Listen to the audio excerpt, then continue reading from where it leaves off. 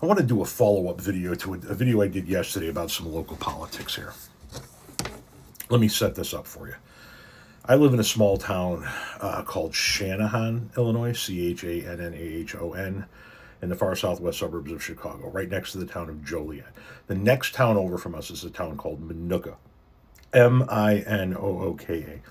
They are essentially one town with two governing bodies. Personally, I don't understand why we're not just one town, but regardless, it's two separate towns. The predominant industry in our area is distribution. It's warehousing. We are the hub of America. We are the distribution hub of America. I think there's 2.5 million containers going through our county every year. We have the nation's largest inland port, 10 minutes from my front door.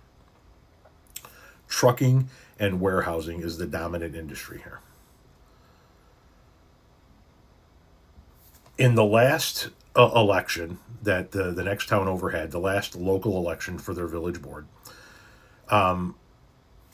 the candidates told, in my opinion, the people what they wanted to hear. One candidate in particular, Josh Stell, I believe, told the candidates what they wanted to hear. He told them that he was going to work on getting rid of the trucks. He was going to work on trying to oppose and possibly stop the new intermodal facility that's going in our town, Channahon, not in Minooka. And he was gonna, he was gonna be somebody that battles the warehouses and the trucks. We got to get these trucks out of here. Now, at the end of the day, all of that's bullshit. He couldn't do any of that. Even if Minooka and Channahon never built another warehouse, we're still going to see increased truck traffic, because we don't own the roads that cut through our towns. We don't own Ridge Road. We don't control Route 6, and every town around us is getting their share of that pie. That's the predominant industry in our area.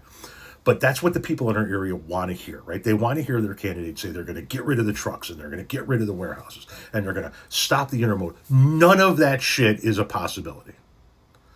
And they don't listen to the other things the candidates said. For example, Josh Stell was heavily in favor of this new data center that's going in the next town over in Minooka. Something that everybody in town is opposed to. Something that if you did a poll and you could get 100% participation in said poll from registered voters or from voting age people, not even registered voters, you would find out that it is an extraordinarily unpopular project, this new data center. But Josh is, I think, in IT or something. He's got something to do with this data center, and he wanted it. And he talked about it a little bit. But he never put it in any of his ads or his posters or his flyers, and he didn't put it in his videos. And when he talked to people, he talked to them about what they wanted to hear. Trucks, warehouses, truck traffic, cut my taxes, get rid of the trucks. Two things he can't do. And now the data center is going in. And everybody's like, well, why the hell is the data center going in? Well, because you elect people like Josh Stell. And he's not the only person that voted for it, but I'm using him as an example because he's the most recent guy to get elected to that board who I don't think should have been voted in. You guys listened to him tell you everything you wanted to hear in regards to truck traffic and warehouses, everything that Josh Stell could not do as a board member. He can't stop the intermodal facility from going in. He can't decrease the truck traffic going through your town.